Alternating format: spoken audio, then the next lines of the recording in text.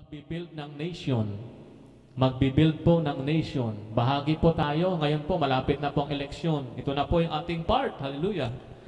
Para po sa nation building. Sino po sa atin ang botante na? Pwede mo pakitaas ang kamay. Hallelujah. Praise God.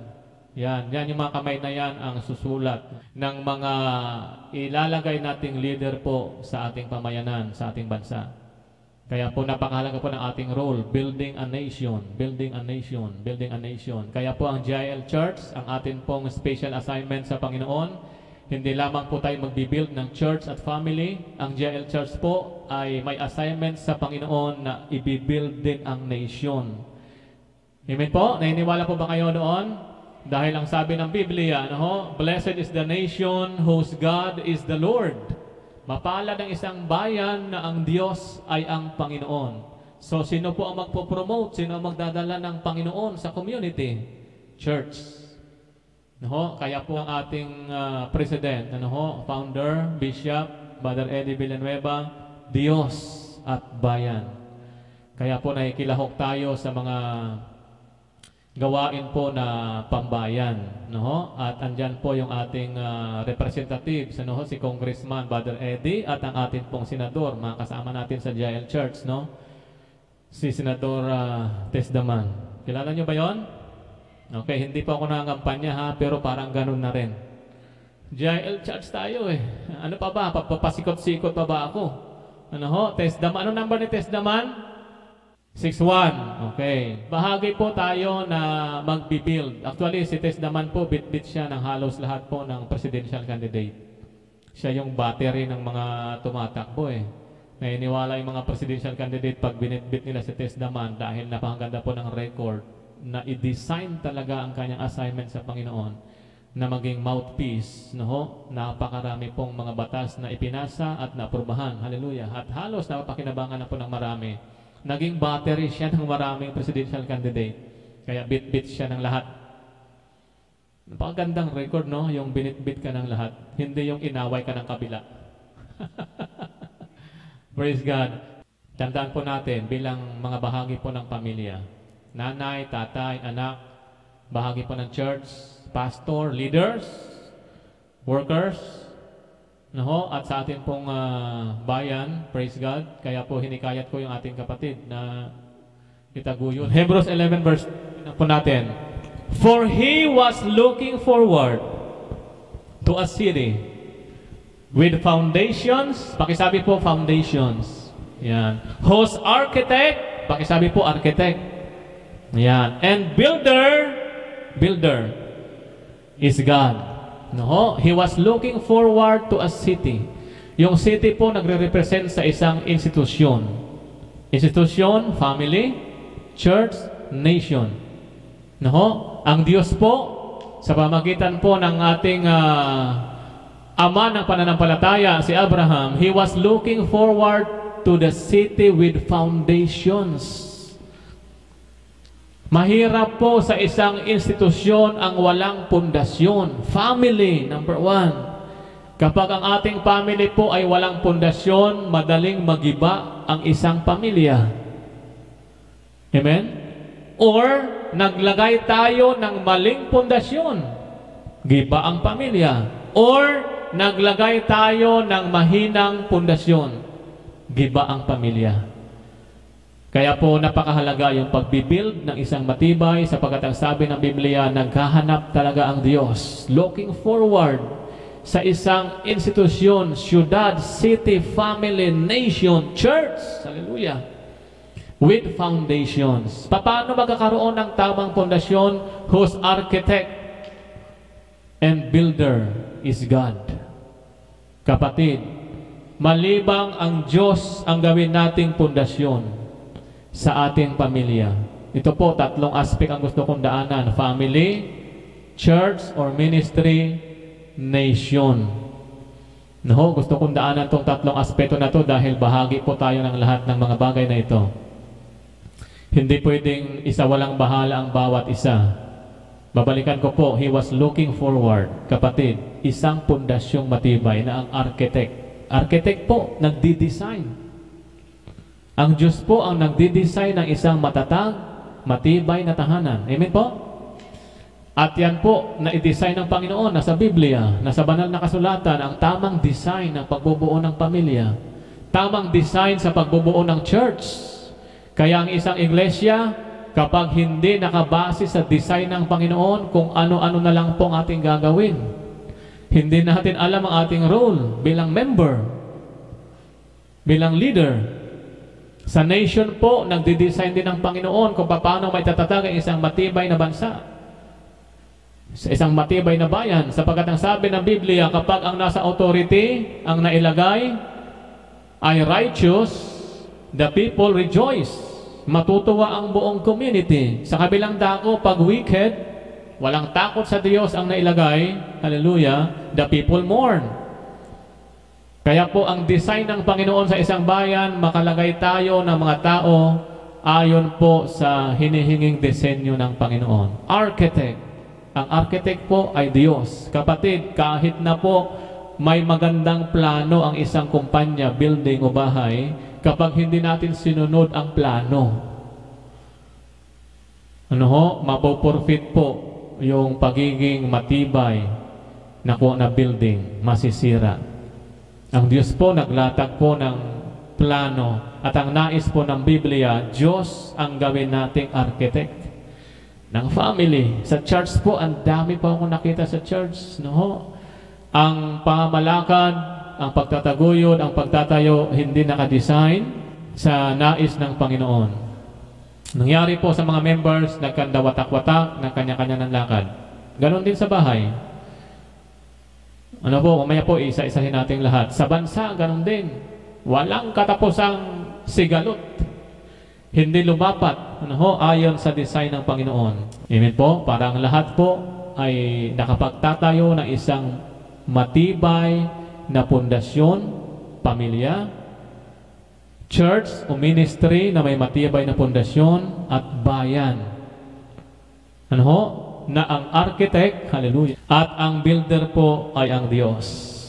Ang malungkot po na pangyayari sa isang pamilya, sa church o sa nation, o sa pamilya natin, pamilya muna tayo, basic unit of society kasi ito institusyon. Ang nagiging pundasyon, ang tawag ko dyan ay worldly temporal foundation. Ginawa ring foundation Unang-una po, money. Yan. Sa bahay, basta't may pera lang, okay na. Hindi po yun. Ulitin ko po yan. Worldly, temporal, foundation. Ang tatay, makapag-uwi lang ng pera sa bahay, alalabas, barkada. Ang iniisip niya, nakapagbigay na lang ako ng pera sa bahay. Hindi po yun ang kabuuan ng ating responsibilities. Temporal yan, worldly, lahat po ng bagay na temporary, madidestroy, mawawasak. Para tayong naglagay ng pundasyon sa building, kusot ang nilagay natin dyan o kaya bulak. Ano mangyayari sa building? Sasayaw-sayaw. Yung baka importante po yung pundasyon sa lahat po ng ating itatatag o itatayo sa buhay. Kapag mahina ang pundasyon, giba. Number one po, money. Kailangan ng money, yes, pero wag natin siyang gawing ultimate foundation sa family, sa church. Magtatayo tayo ng 23 churches, hallelujah, at nasisimula na po ngayon, sa lahat po ng barangay sa Coron na may 100, minimum of 100 members. Hallelujah. Saan tayo kuha ng pera? Sa Diyos. Magtatayo pa ba tayo dahil wala tayong pera ngayon? Yes. Dahil ang foundation natin, Diyos at hindi pera. Amen po? Palakpakan po natin ang Panginoon. Hallelujah. He was looking forward na ang foundation po ay Diyos. Nakikita po natin biglang nagsusupply ang Panginoon. Sa Balisungan, nagsimula po tayo sa ilalim lamang po ng punong kasoy. Ngayon po, wow, napakagandang church. Salapakan natin ang Panginoon. Hallelujah. Ang ganda nung fasad, Ngayon po ay nagsimula na rin po tayo ng pagtatayo ng church sa Dicalatsao. Hallelujah. Wow, amazing. Saan galing ang pera? Hindi natin alam kung saan manggagaling. Sa east, sa west, north, south,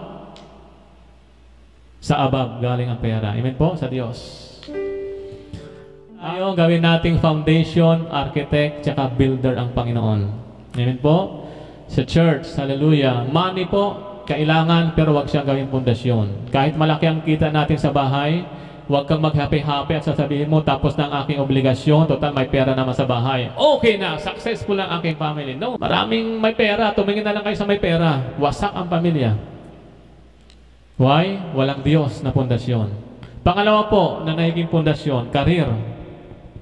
Kailangan, yes, yan po, sinasabi ko, kailangan lahat yan sa buhay. Pero pagdating sa foundation, huwag siyang gawing pundasyon. Career. Connection. Kilala naman ako ni Mayor. Buhay ng pamilya ko. Buhay ng church. Ha? Sure ka dyan? Tapos, ulitin ko po, yung mga bagay na temporal, worldly, magigiba ito. Babagsak anuman po ang ating itinatag, itinayo. Career. Yung pamilya na nagsasabing makatapos ka na ng pag-aaral, okay na. Hindi pa po yan okay. Hindi pa yan tapos. Kailangan yan. Pero hindi siya pwede maging okay at gawin nating saligan. Saligan, foundation. Para masabi nating successful na yung ating family. Okay? Fame and power. It can be destroyed. Pakisabi nga po, it can be destroyed. In fact, marami na pong testimonya dyan. Sirang simbahan, sirang pamilya, sirang bayan. Yung mga bagay na yan ang ginawang pundasyon. Fame, power, resources. Kaya akala ng iba, kapag may ganito sa isang institusyon, matatag na. Okay po, tinan nyo yung Psalms 11 verse 3. When the foundations are being destroyed, what can the righteous do? Righteous, ha? Matuwid. Maayos ka sana eh. Hindi ka naman marumbado eh. Pero kung ang pundasyon mo ay ang mga temporal, worldly things, ano ang magagawa mo? Masisira yan. When the foundation are being destroyed, what can a righteous man do? At sasabihin natin, Panginoon, Kristiyano naman ako. Bakit sira ang pamilya ko? Kapatid, i-check mo ang pundasyon. Si Kristo ba ang pundasyon? God is looking forward, to a city whose foundation, architect, and builder is God. Panginoon, Kristiyano naman ako, bakit gigiwang-giwang ang aking kabuhayan, ang aking sarili? Unang-una po natin gagawin, i-check mo ang iyong foundation. Sa isang building, kung bakit nagiba yan pagkatapos ng lindol, i-check ang foundation. I-check ang design. Amen po? I-check ang builder. Hahanapin ang engineer niyan. Bakit ito nagiba? Kunting lindol lang naman. Okay po? Magigiba po ang lahat ng ating itinatag at itinayo kapag po hindi ang Diyos ang ating hinayaan at pinayagan na magtayo nito. Psalms 127 verse 1. Unless the Lord builds the house, the builders labor in vain. Unless the Lord watches over the city, watchmen stand guard in vain. Maliban daw po na ang Diyos talaga ang magtatag ng ating mga bahay, tahanan, pamilya. Ang sabi roon, its builders labor in vain. Tayong mga nagtatayo, gaano ka man kasipag, gaano man ang iyong labor, effort, sa pagtataguyod ng pamilya, vain, walang saysay, in vain, bagsak, collapse, unless the Lord builds the house. Minsan kahit kulang tayo sa maraming bagay, pero dahil ang Diyos po ang ginawa nating pundasyon sa ating pamilya, tatag ng pamilya. Walang pera, krisis, tatag. Ang ganda, united ang family, masaya. Yung ganyang pamilya, lapitin niya ng mga pagpapala. Amen po?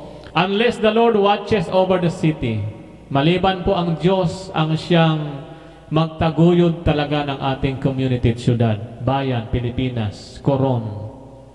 Tayong mga watchmen, ano ho, na mayroong responsibilities na asikasuhin din ang ating bayan.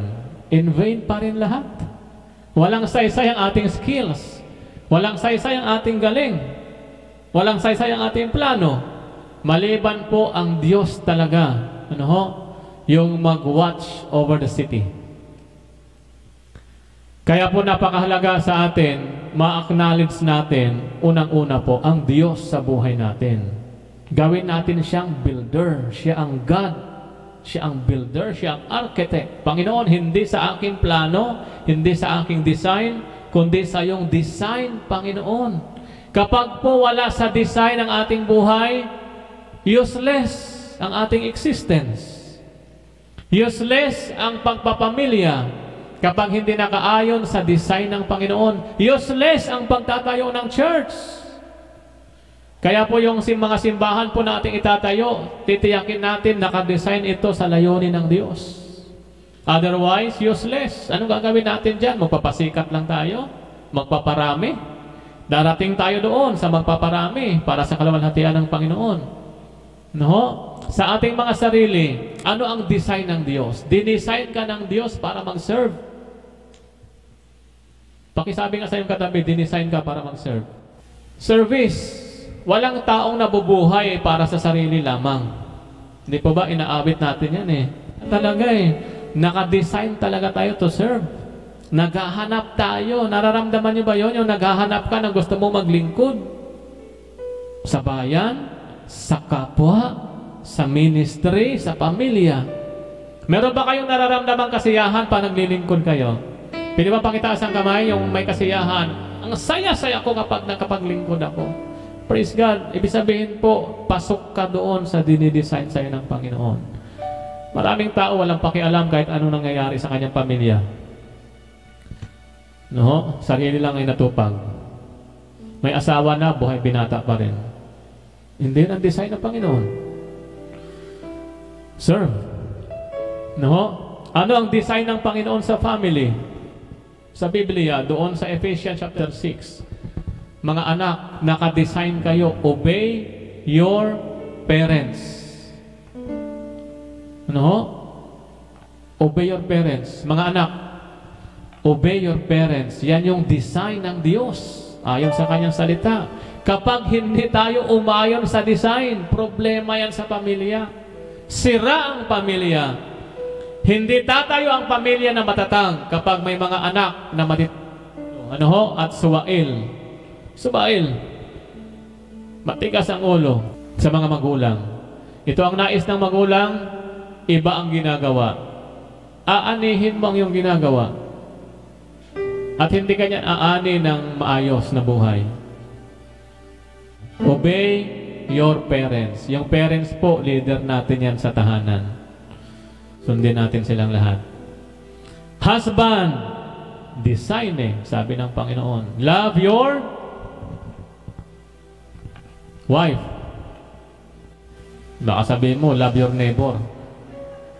Minahal mo ang kapitbahay mo. Ang sinasabing neighbor doon, yung kapwa ha, hindi yung kapitbahay. Love your wife. Husband, pakitaas po yung kamay ng mga tatay. Hallelujah. Yung tatay po, ang design ng Diyos, architect ang Diyos. Amen po, architect, design. Ang tatay po, head ng family. Alam niyo ba yung tatay na head kayo? Baka naman takot kayong humarap sa mga responsibilities. Yan yung mga bahagang buntot. Ano ho? Takot lumaban sa mga challenges. Head, ikaw ang nangunguna. Magsisilbi kang haligi ng tahanan. Amen po? Tatay, yun ang design ng Panginoon. Then, love your wife. Wife, ano ang design ng Panginoon? Submit to your husband. Magpasakop tayo. Huwag tayong manlaban. Submit. Maraming pamilya hindi ginawa ang design na ito. Yung nanay ang naging head ng family. Wow! Why? Nanay kasi ang may trabaho. Nanay ang nagdedesisyon. No? Nanay ang nasusunod, nanay ang nagkukuman. Paano na yung design? Tingnan niyo po yung ending nun. Giwang-giwang na pamilya. Kahit na walang trabaho yung ating asawang lalaki, be proud. Kahit walang trabaho yan, siya yung head ng family. Hingiin mo sa kanyang suggestion tungkol sa magandang plano sa pamilya. Baka doon siya mahimasmasan.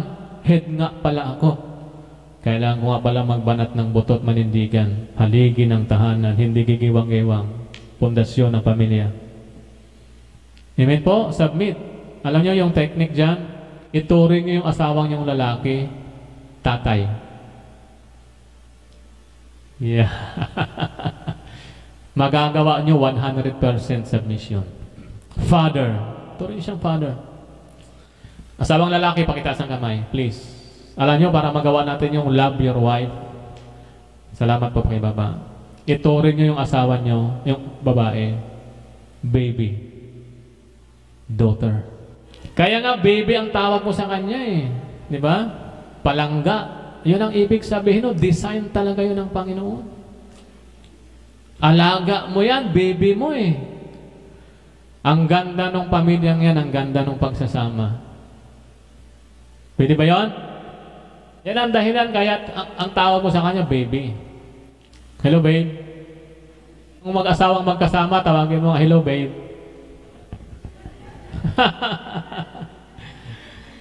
Sagutin mo, yes, Father. Submit.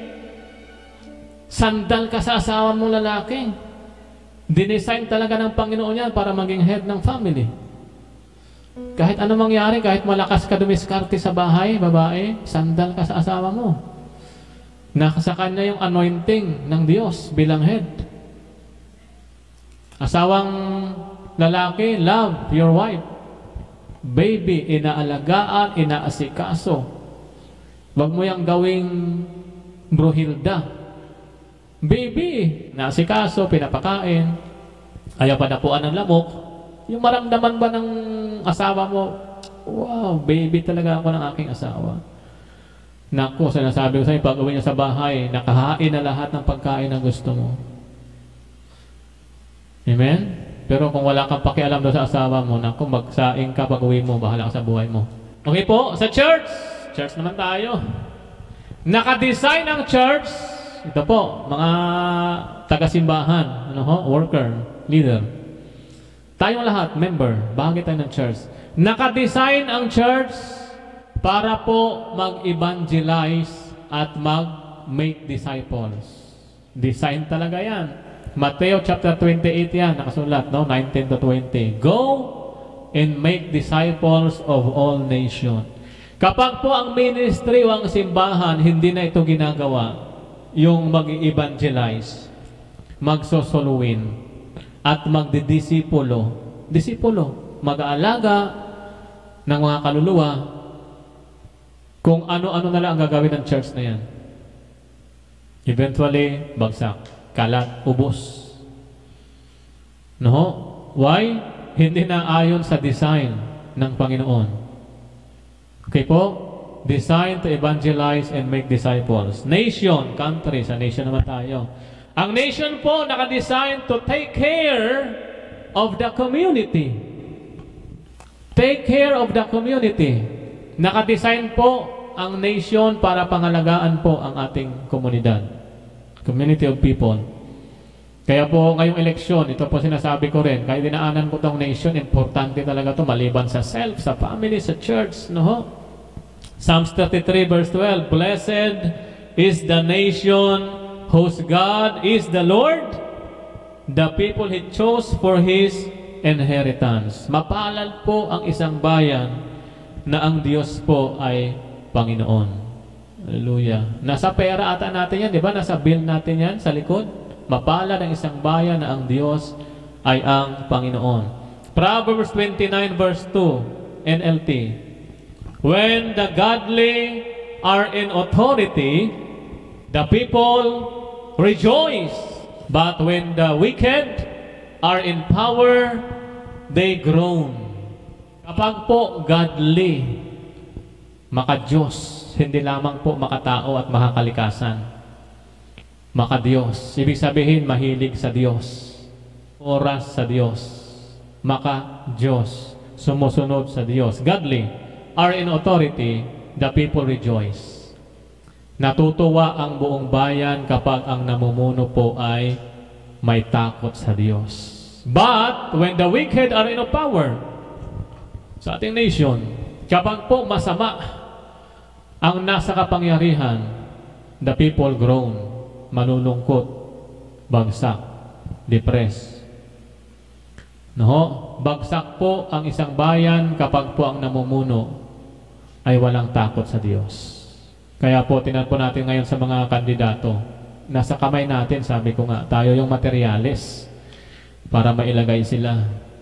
Una nating hanapin, ito ba ay naayon sa design ng Panginoon? Okay? Yung kanyang plataforma, yung kanyang mga pangako. Tingnan natin kung godly. So, nandun na po tayo, foundation, architect, at builder. Wow. Ginawa nating builder ang Panginoon. And God as a builder, He need a construction materials. Yan ang importante roon.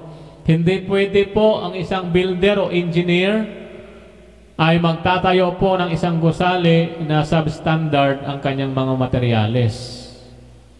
Kailangan po standard, may quality. Amen po? Kailangan po, ang sabi roon, he need a construction materials. Ano ang construction material ng Diyos? O ang pinakamabisang tanong, sino ang construction material ng Panginoon? Okay, 1 Corinthians 3 verse 16, don't you know that you yourselves are God's temple and that God's Spirit dwells in you? Kapatid, ikaw mismo ay templo ng Diyos at ang Espiritu ng Diyos ay mananahan sa atin. Sa atin po. Ano ho? So, yung ibig sabihin, para ang Diyos po ay makapagtatag ng isang matibay na pamilya, matibay na church, matibay na nation, ang gagamitin niya bilang builder, isa pong maayos na construction material. At kapatid, ikaw yon. Pakisabi sa iyong katabi, ikaw yon. Okay? Tayo po ang construction material ng Panginoon. Ikaw ang magiging vessel ng Diyos. Kahit na may maayos na design ang Panginoon sa pamilya, maayos na design ang Panginoon sa simbahan, maayos na design ang Panginoon sa bayan, kapag tayo pong kanyang mga construction material substandard, wasak. Sayang yung plano. Bagsak ang building. No? Tayo po, we are God's temple. Tayo po ang gagamitin ng Diyos na instrumento. Pakisabi nga po, instrumento. Siyempre, hindi naman isang araw bigla lang gumanda ang bahay nyo, pamilya nyo. Hindi naman isang araw bigla lang gumanda ang church. Hindi naman isang araw biglang gumanda ang community. Maglalagay tayo ng tao, ikaw, ako. Naalala ko yung isang awit, itong elementary tayo. It's I, it's you, it's us, who builds community. Naalala yung kanta na yan? It's I, it's you, it's us who build the family. It's I, it's us who build the family. Ayun pala, it's I, it's you, it's us who builds the family. It's I, it's you, it's us who builds the family. Oh, oh, oh. Roll over the ocean, roll over the sea. Go and do your part to build the family. Roll over the ocean, roll over the sea. Go and do your part and build the family.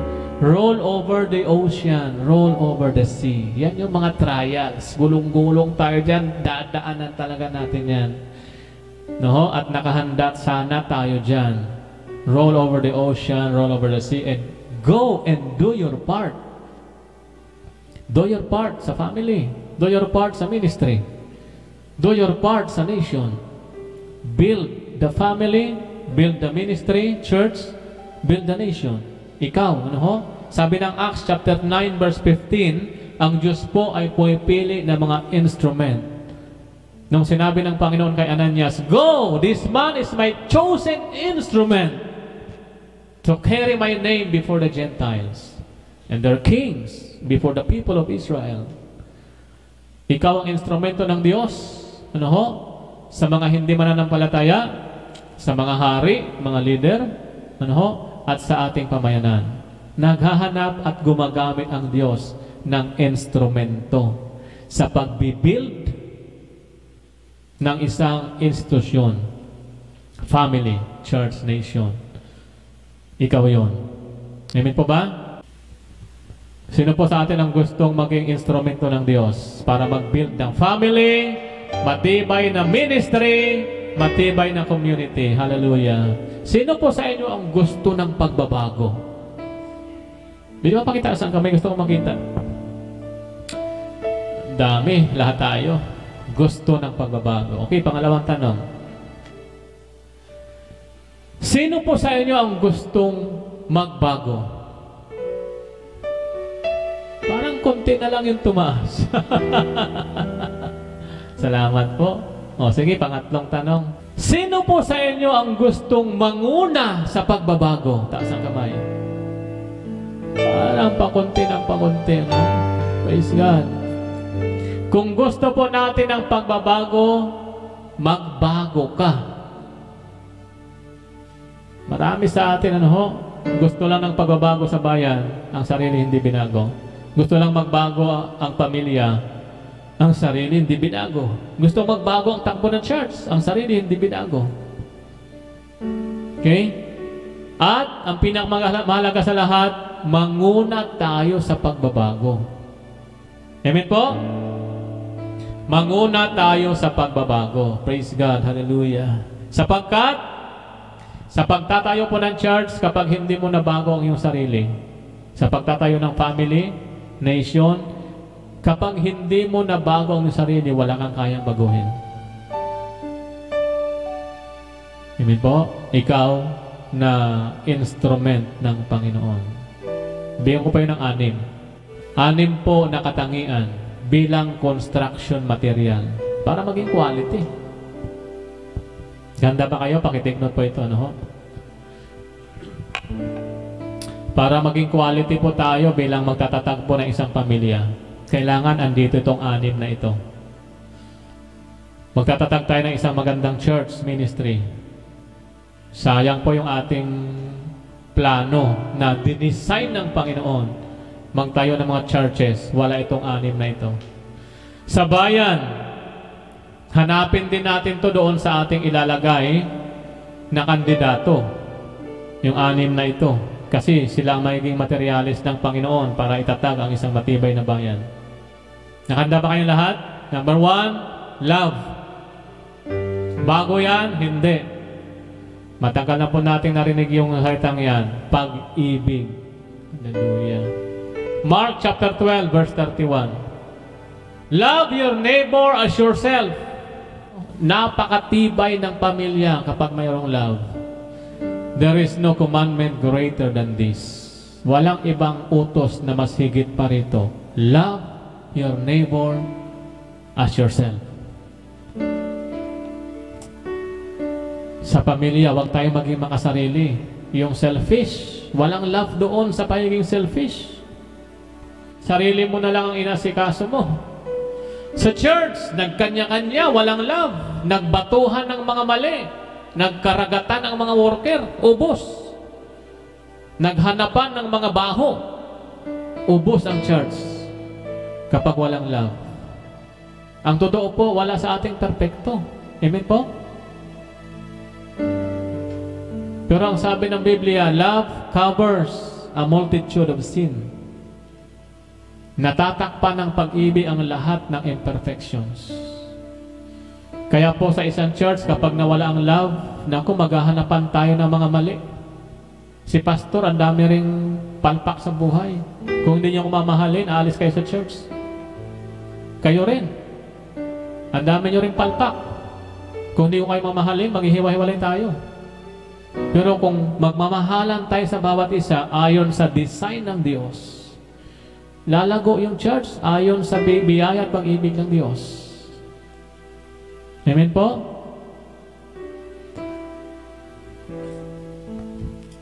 Tayo po ay imperfect.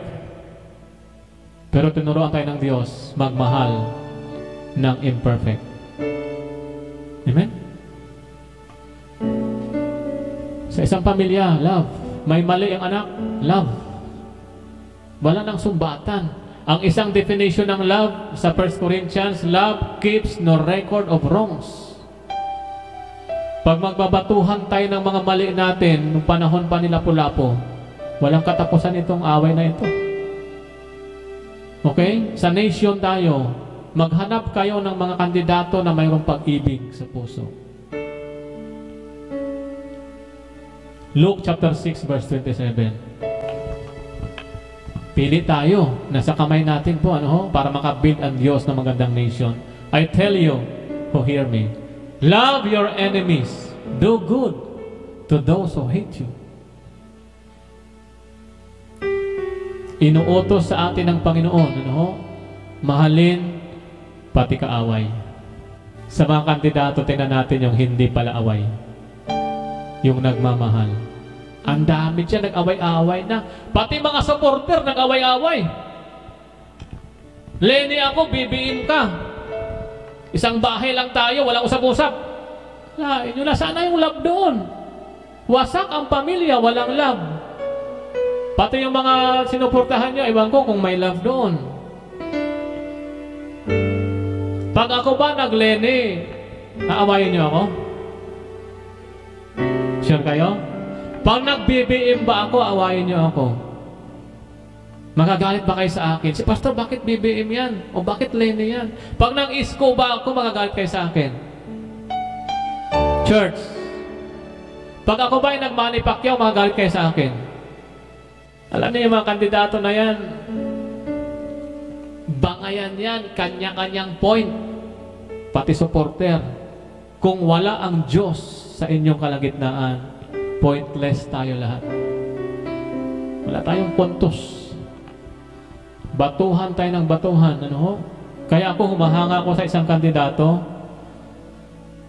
hindi siya nakikipag-away. Hinahangaan ko yan. Nagagawa niya yung biblical principle. Amen po? Malapit na yung eleksyon. Tingnan natin yung kandidatong pumapasok sa design ng Panginoon. Hindi sa organisasyong sinalihan. Love your enemies. Love keeps no record of wrongs. Naku, walang katapusan. Panahon pa ni Dato Kulapo ang mga batuhan ng mga wrongs. Sabi ko, kung ito ang magiging leader ng bansa namin, walang pupuntahan yung bansa. Walang love. Walang pag-ibig. O kayo namang mga supporter, ano man ang ating kulay na sinusuportahan, ako po, nire-respeto ko po ang ating mga political views. Pero gusto kong mag-ending tayo sa love. Doon tayo magkakaisa dahil yung tinuturo ng Panginoon. Amen po, palapakan natin ng Panginoon. Hallelujah. Kayo magalit pa nagpakyaw ako. Hindi mag-Lenny kayo, basta buo ang church. Mawawasak ang church pag napasukan natin ng walang love. Ako po, niready ko na ang sarili ko. Kung sino ang magiging presidente, mamahalin ko. Yun ang susi para makapag-build ng nation. Kapag ang presidente hindi minahal ng bayan, naku, walang katapusan, division na naman, opposition na naman. Magsisikap, mag-aantay ng susunod na eleksyon, yung amin na naman grupo ang dapat mailagay. Kawawa yung bansa natin. No? Tayo po yung construction material ng Diyos. Nais ng Panginoon makapag-build ng tama, maayos, matatag na bansa. Number 1, dapat meron tayong love. Amen? Number 2, anong dapat mayroon? Faith. Bago yan? Hindi. Nire-review ko lang po kayong lahat. Ano ho? May takot sa Diyos. Nakakatakot yung leader na walang takot sa Diyos. Pirma na lang ng pirma yan na kung ano-ano. No? Kahit na against na sa kalooban ng Diyos na ang naipasang batas, pipirma yan. Walang takot sa Diyos eh. Halimbawa, same-sex marriage, against agad yan sa kalooban ng Diyos. Importante po na may takot sa Diyos ang mailagay nating leader. Simula sa barangay, sa bayan, sa probinsya, sa kongreso, senado, hanggang po sa presidente. Yan po magiging quality material ng Diyos para mangyari ang kanyang design, magkaroon ng matibay na pundasyon. Ang isang bayan, ang isang church, ang isang family. Sa pamilya, pag wala ng pananampalataya, wala na. Pag naghirap ng konti, hindi na magsisimba. Walang faith. Nagkasakit, ayaw na sa Diyos. Walang faith. Walang matibay dyan na pamilya. Sa church, tayo po, ipinapasa ko sa inyo yung anointing ng faith. Magsisimula tayo sa wala. Mas gusto ng Diyos yung nagsimula tayo sa wala eh, kasi 100% tayong kakapit sa Diyos. Lord, wala eh. Mas maigi ngayon eh, kaysa yung mayroon kang 10%, 50% na resources. Yung pananampalataya mo nun, 50% na lang kailangan mo sa Diyos. Lord, 50%, I trust in you. Nasaan ang 50%? Resources, foundation, worldly, temporal. Mas maganda ngayong wala eh. Sa bahay, mas magandang wala. Nagpo-produce yung faith ng miracle. Magugulat ka, bigla may kausap sa'yo, may lalapit sa'yo, magbibigay, nagugulat ka na lang eh. Hallelujah. Palapakan natin sandali ang Diyos. Hallelujah. May takot sa Diyos. Ano ho? Pag may takot sa Diyos ang namumuno, maging sa bayan, mananangan siya, hindi sa sarili, sa Diyos. Dahil marami na po tumatakbo ngayon, pagalingan, patalinuhan, pagandahan ng plataforma. Pero kung walang takot sa Diyos yan, delikado ang bayan. Proverbs chapter 9 verse 10. The fear of the Lord is the beginning of wisdom. Importante.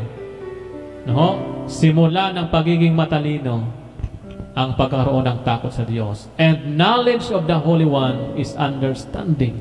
Wow. Ang gandang leader yan. Ano? Yung may takot sa Diyos. Beginning of wisdom. Hindi siya nananangan sa sarili. At dahil hindi ka mananangan sa sarili mo, mananangan ka sa Diyos, magkakaroon ng direksyon ang bayan. Magkakaroon ng direksyon ng church. Maraming church, yung mga leader, pagalingan. Hindi po tayo rito pagalingan sa church. Si pastor, hindi pagalingan. Wala tayong direksyon sa Diyos kung pagalingan tayo. Sa pamilya, inggitan, pagalingan. Wasak yung mga ano na yan, institusyon. No? At kapag po may takot sa Diyos, itataas ng Diyos yan. Pag itinaas ka ng Diyos, madadamay ang iyong nasakupan. Kaya po nadadamay din yung mga righteous people sa isang bayan kapag ginamumuno, walang takot sa Diyos. Dadapuan ng krisis ang bayan. Promoting unity. Nais ng pagkakaisa. Maganda yan marinig sa mga kandidato. No? Yung tatlo na yan. Love, faith, nako, pinakamagandang platapormang maririnig natin sa mga kandidato. Nagpo-promote ng unity, nais ng pagkakaisa. 1 Corinthians chapter 1 verse 10. Ito kasi nakahango sa salita ng Diyos, no? I appeal to you, brothers, in the name of our Lord Jesus Christ, that all of you agree with one another, so that there may be no division among you, and that you may be perfectly united in mind, in thoughts. United, nagpo-promote po ng pagkakaisa. Malungkot sa ating bayan, naging kultura, iba-ibang kulay. No? Division ang tawag doon. Sabi ng Bible. Ang ibig sabihin ng division, division. Ang ibig sabihin ng dalawa. 2 visions, dalawa ang vision. Sa isang pamilya, pag dalawa na ang vision, pari-pareho na, iba-iba na yung gusto nyo mangyari, division yan, wasak. Diba? Sabi ng Bible, a house cannot stand if divided. Sa church, ganun din. Pag may division sa church, division. Ang vision ng pastor, ganito. Ang vision mo, iba. Sabi ng pastor, kanan, ikaw kumakaliwa, ibang nakikita mo. Hindi tatayo ang church. Sa gobyerno, ganun din. Pag may division, ang aming adhikain pula, ikaw, violet, BTS. Magkaiba tayo ng vision. Paano tatayo ang bayan? Maghanap kayo po ng itatayo nyo sa bayan, nagpo-promote ng unity. Amen. Total, nasa social media na rin lang kayo. Huwag kayong magpag-away sa social media, oy. OA kayo. Ang corny nyo pa. Chance, malungkot na pangyayari yan. Huwag tayong sumali dyan. Amen po? Maging matalino tayo sa paglalagay ng tao. Yung taong hindi po nagipag-away at nagpo-promote ng pagkakaisa. Nakahanda ba kayong mahalin kung sino magiging presidente natin? Sigurado kayo? Pag naging presidente yan, bahala kayo sa buhay nyo! Hindi ako mag-support. Ano ang contribution mo sa nation ngayon?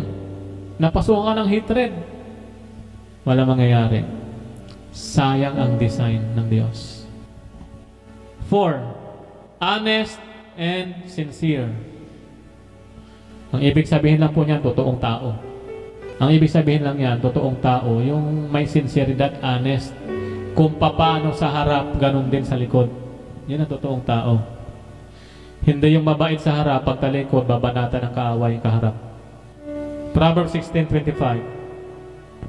There is a way that seems right to a man, but in the end, leads to death.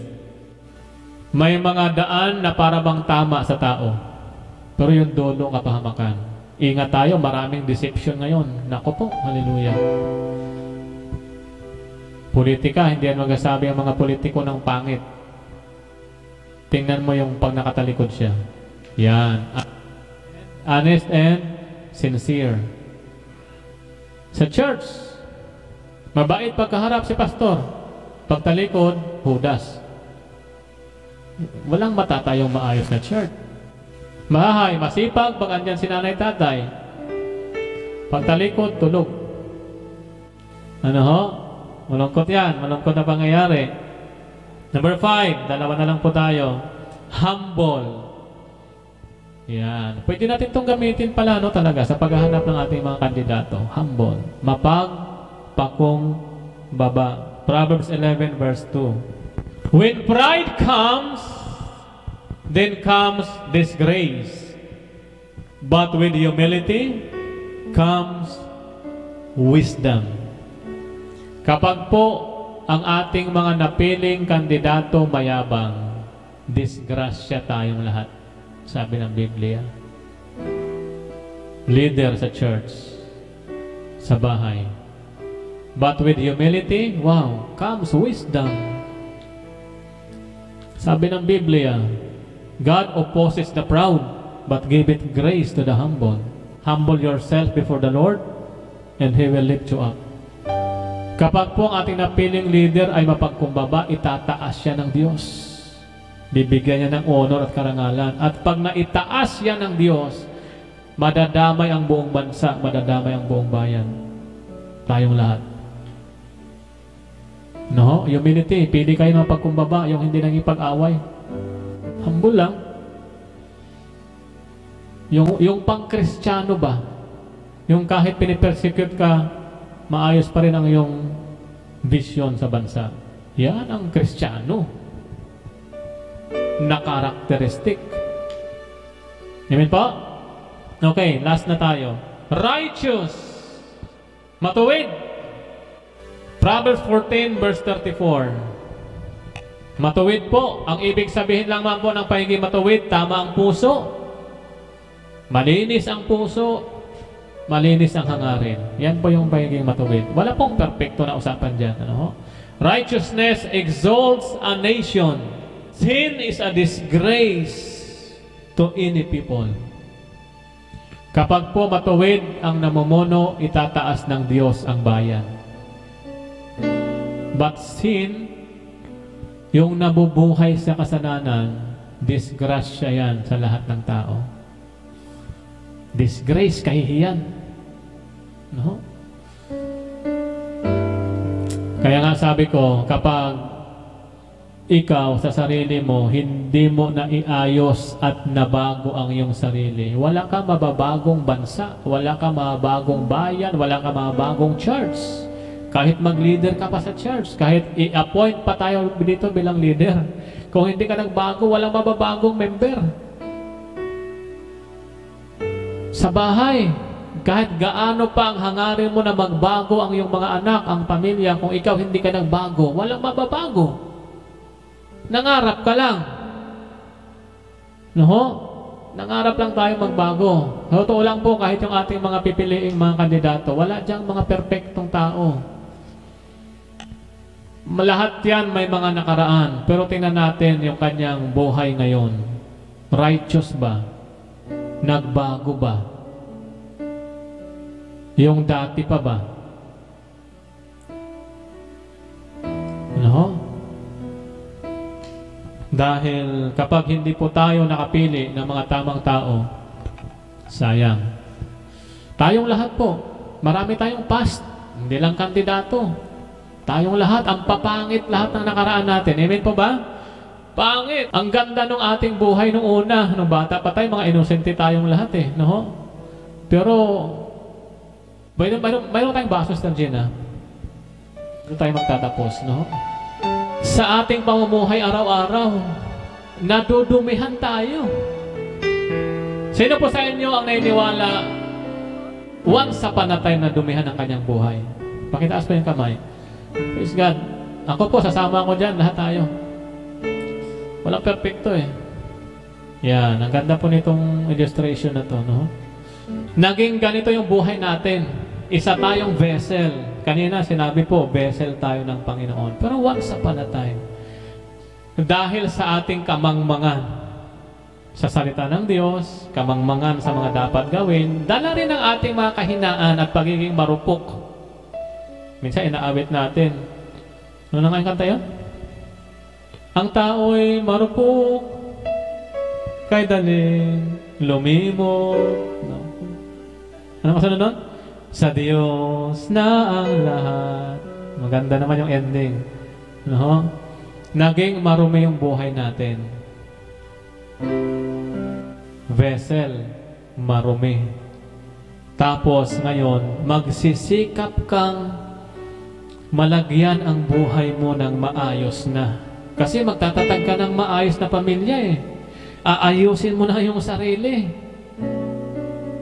Nasa church ka na. Gusto kong makatulong sa church. Ayusin ko na ang sarili ko para makapag-contribute ako sa church.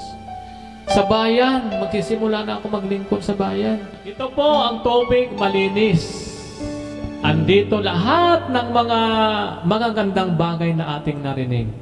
Payo ni nanay, payo ni tatay, payo ni teacher, sermon ni pastor tuwing linggo, narinig, nabasa sa Biblia, na magbibigay sa atin ng magandang pundasyon sa ating sarili. Nilagyan natin ang ating sarili ng tama. Ano? Ano po nangyari sa ating sarili? Luminaw na ba? Hindi pa rin po. Malabo pa rin. Minsan ang hirap nating recover. Gusto ko nang magsimula, Panginoon. Gusto ko nang magtatag. Hirap na ako sa buhay ko, Panginoon. Ginawa ko na ang lahat. Bakit parang malabo pa rin ang lahat? Ano pong dapat natin gawin dito? Itapon natin. Ibuhos. Amen po? Ibuhos po natin. Ito na po yung mangyayari yan pag binuhos na natin. Empty. Amen po? Ngayong araw po, gusto ko magsimula tayo empty. Ibuhos natin ang lahat ng mga nailagay natin sa ating sarili. Nabitbit natin, karga pa natin. Kaya anumang pagsisikap ang gawin natin. Ngayon, pakibuhos po. Ay, hallelujah! Narinig ko yung mensahe nito ngayong umaga. Praise God! Malinaw, mangyayari. Makapagsisimula tayo ng matatag na pamilya, church, nation, buhay, sarili.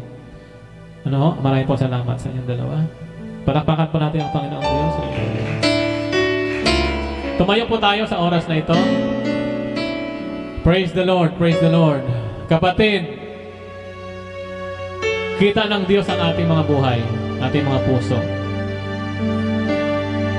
Nakita ng Diyos kung paano ka nagsikap na makapagsimula.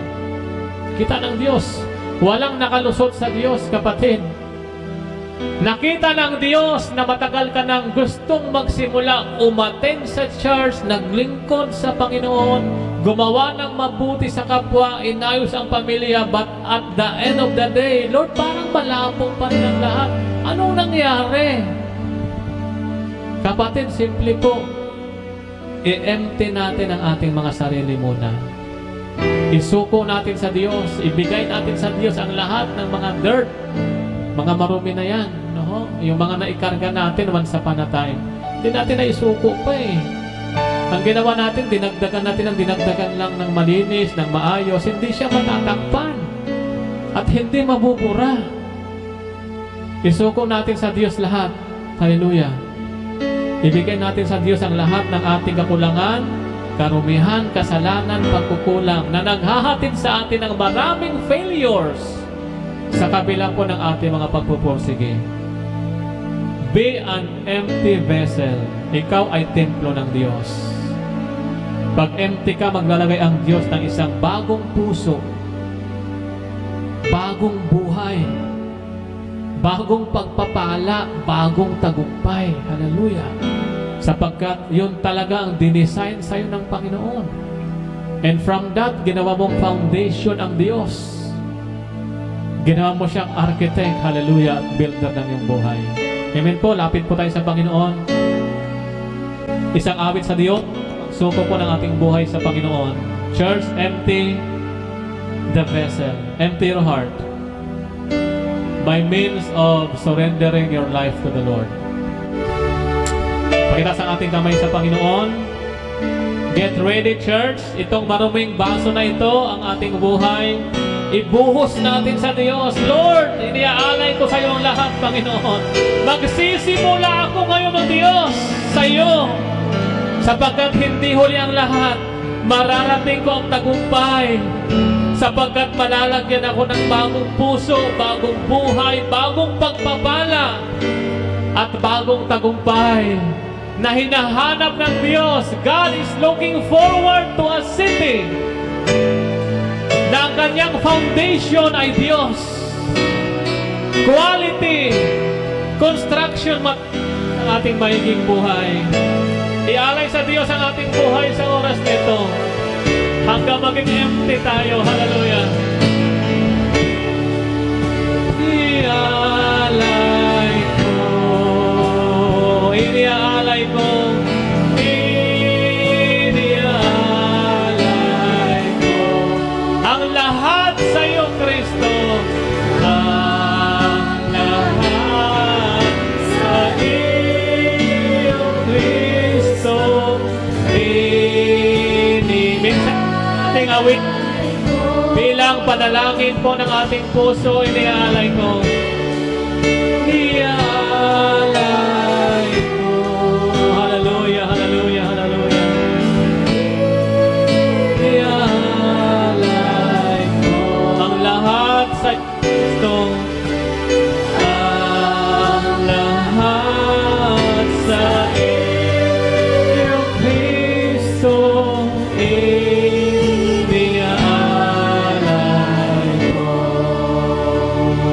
Kasabay po ng ating awiting yan, ang ating meditation sa mensahe ng Diyos. Kapatid, ikaw ang vessel ng Diyos para makapag-construct siya ng isang matibay na pamilya, matatag na ayon sa kanyang disenyo.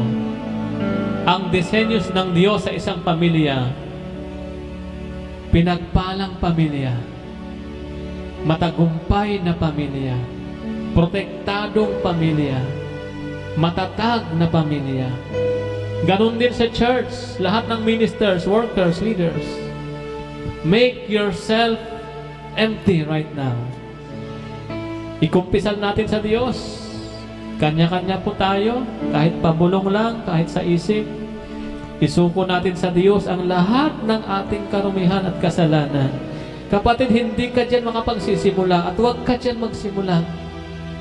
Dahil sa kahit ano pa mang sikap natin, madagdagan ng mabuti, malagyan tayo ng maayos, makagawa tayo ng maayos. Kung nagsimula ka dyan sa iyong shortcomings, magiging malabo pa rin ang lahat. Isuko mo sa Diyos lahat. Sabihin natin, Panginoon, sinusugo ko sa iyo lahat, O Diyos. Patawarin mo ako, Panginoon, sa aking mga kasalanan. Hugasan mo ako, linisin, O Diyos, katulad ng isang malinis na baso ang aking puso. Ng iyong mga pangyarihang dugo, O Diyos, na naglilinis sa lahat ng kasalanan. Kapatid, maging honest tayo at sincere sa harapan ng Diyos sa oras na ito. May dakilang plano ang Diyos sa buhay mo. At hindi aksidenteng narinig mo ito sa social media, sa YouTube, sa CatV, o anumang platform. Hindi aksidenteng naririto ka sa gawain ng Diyos. May plano ang Diyos sa iyo, kaya pinarinig sa iyo ang mensaheng ito, upang dalhin ka ng Panginoon sa matagumpay na hangarin ng Diyos sa iyong buhay. Empty yourself. Surrender to God everything upang malagyan ka ng Diyos ng bagong espiritu, bagong puso, hallelujah, bagong buhay, bagong tagumpay, at maging karapat-dapat ka na gawing instrumento ng Diyos sa kanyang layunin as an architect and builder of nation, builder of family, and builder of church. Lapit po tayo sa Panginoon. Hingi po tayo ng tawad sa Diyos sa oras na ito. Tutulungan ko po kayo. Pwede niyo po akong sundan, sumunod sa isang panalangin na ito. Amang Diyos na banal, Amang Diyos na banal,